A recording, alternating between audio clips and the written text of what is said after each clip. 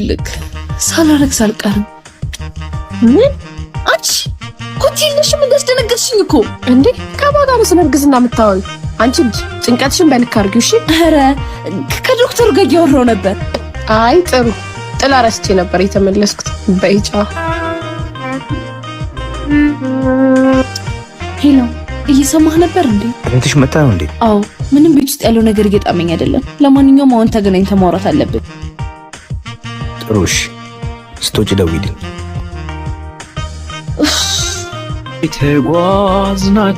ምንድነው እንደዚህ አጣርፍሽ የጠራሽኝ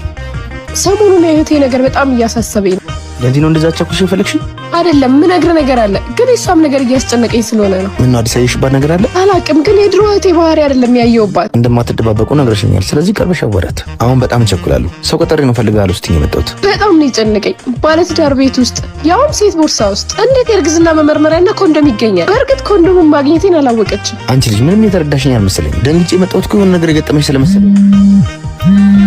እንጂ ሰው ቀጠሪ ነበር የመጣሁት ስለዚህ ጉዳይ እንናወራ ከሆነ ሌላ ጊዜ ይደርሳል አባቴ ጊዜው ባይሆንም የሆነ ነገር ሳይፈጠር አይቀርም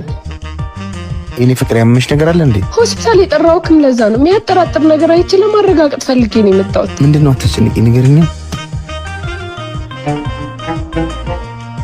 የእርግዝና ስሜት ራሴ ላይ እያየሁ ነው እና ውጤቱን እየጠበቅኩ ነው ይቅርታ የኔ እህት ውጤት ደርሷል ወደ ውስጥ ገቢ